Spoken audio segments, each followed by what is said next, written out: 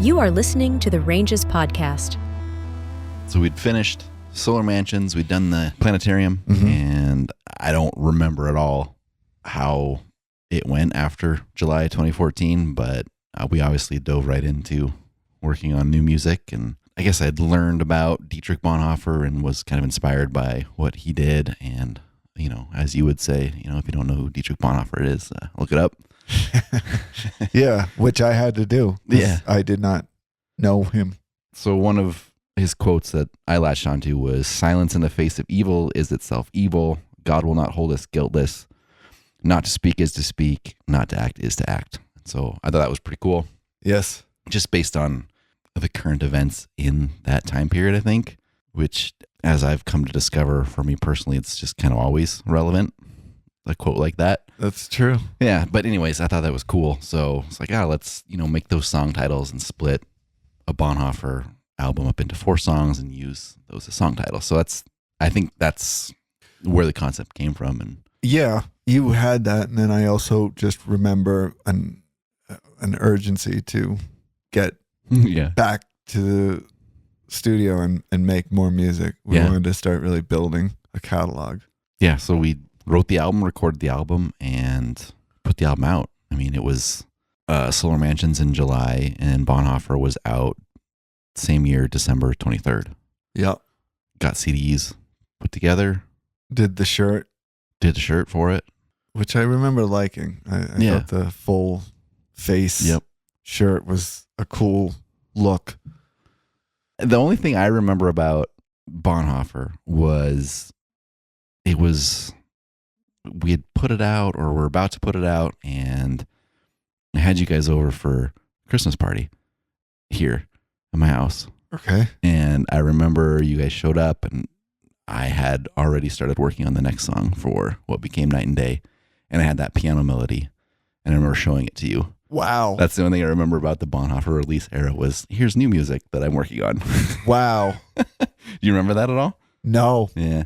No, I don't. Wow. No. Yeah. So we really rushed Bonhoeffer, cranked it out, put it out.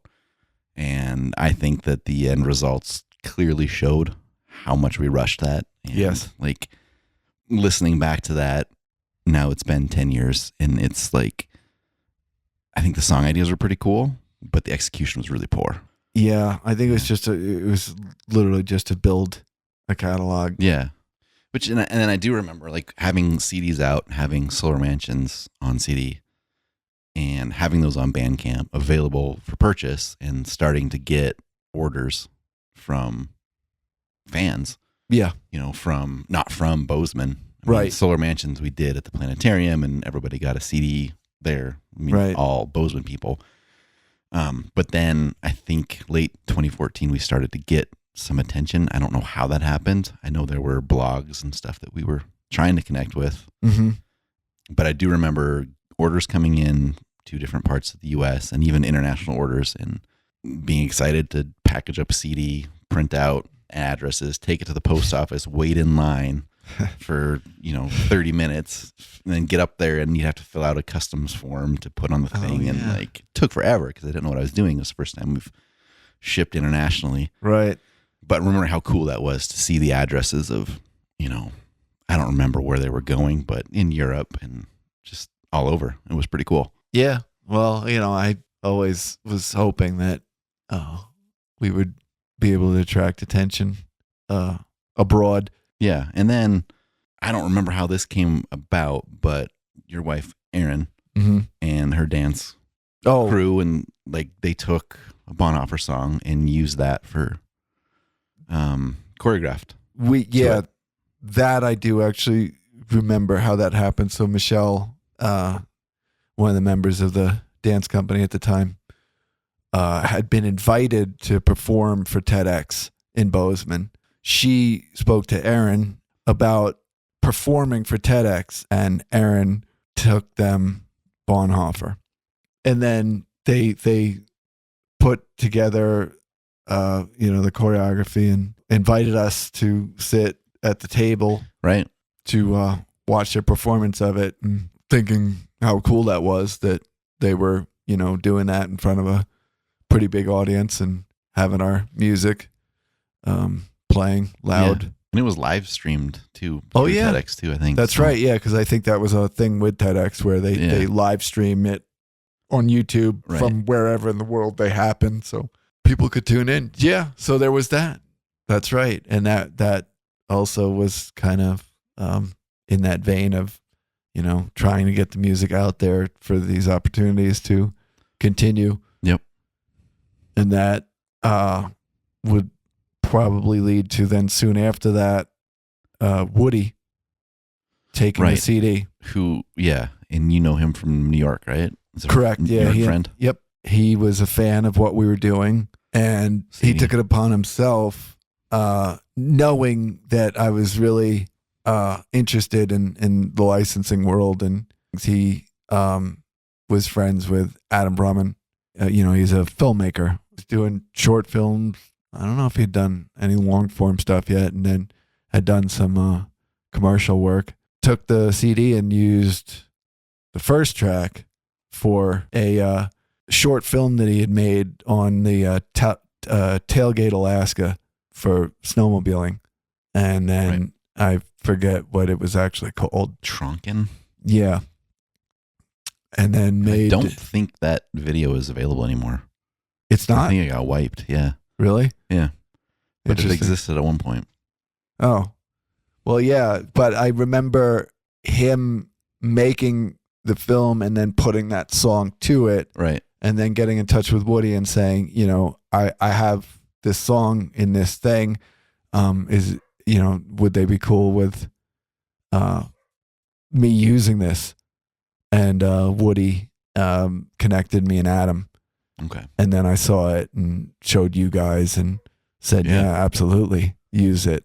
Right. That was the first time that was it. That our music had been used for anything. Yeah. Yeah. Yeah. That was pretty cool. So, seeing it on stage for TEDx, and then fast forward a couple months to connecting with Adam in Factory Films, and then him using it for that. For as poorly recorded and written Bonhoeffer was, it kind of was that step that we needed to get in the door. Definitely. Into that. I mean, it's a small level, but it still was big time for us at the time. Oh, yeah. I mean, anytime it was used, it was just so great and reassuring that my thought of how well the music would work in that, just the sound and vision type thing.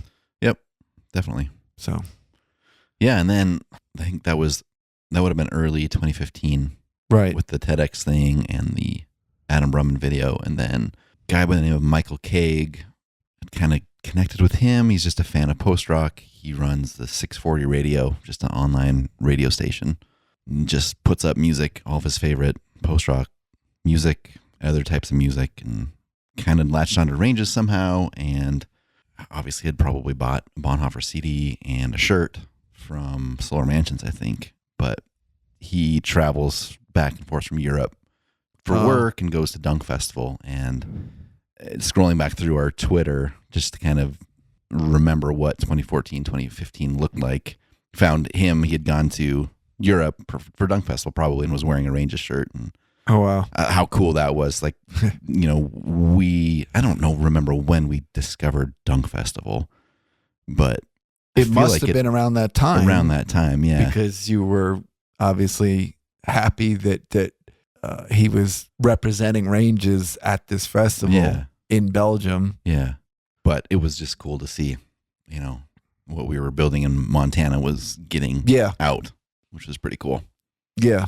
Yeah, so it being now 2024, 10 years, we've put out Absaroka on vinyl, and we've put Solar Mansions out on vinyl, and those were albums obviously never made it to vinyl back in the day because we weren't at that point, but it's been cool to kind of celebrate the 10-year anniversary of the band and those releases and put those out on vinyl. And, Bonhoeffer came out in 2014, so it's also 10 years on that album too.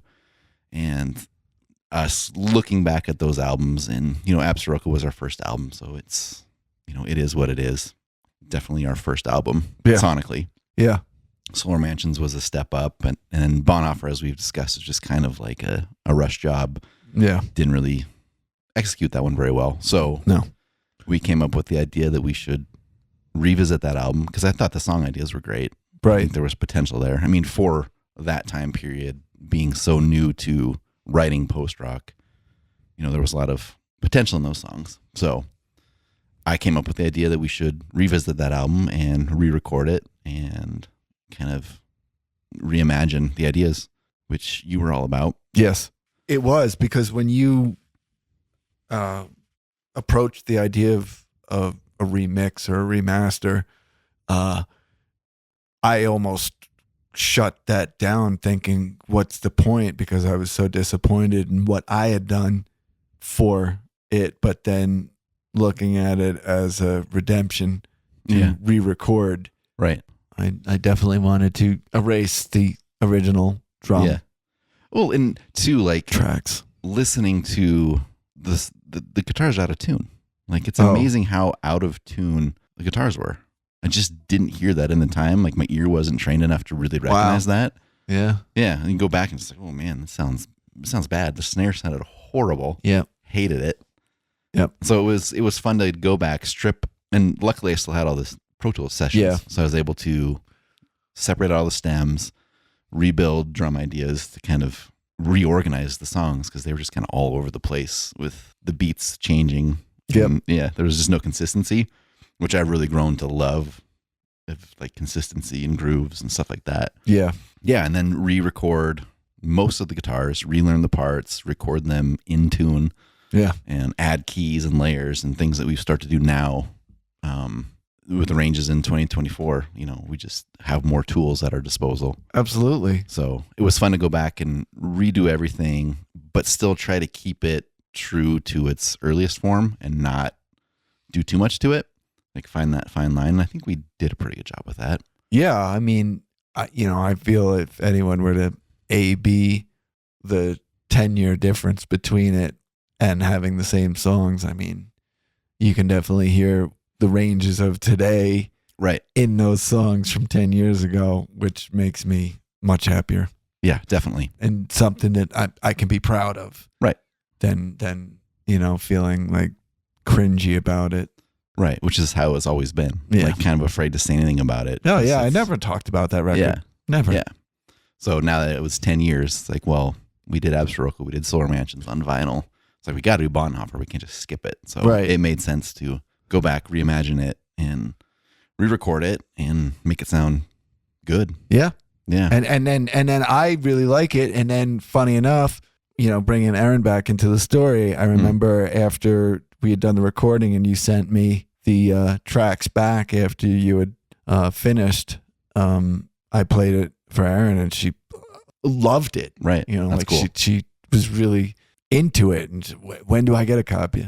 So that being said, vinyl is in production of the reimagined Bonhoeffer. It will be up for sale to Patreon members very soon. 2 different vinyl variants, and then a deluxe edition too, which is kind of a last minute thing, but excited to get that vinyl out and have people kind of re-experience Bonhoeffer. It'll be out digitally everywhere December 23rd, and hopefully vinyl will ship before that. Excellent. Looking forward to that.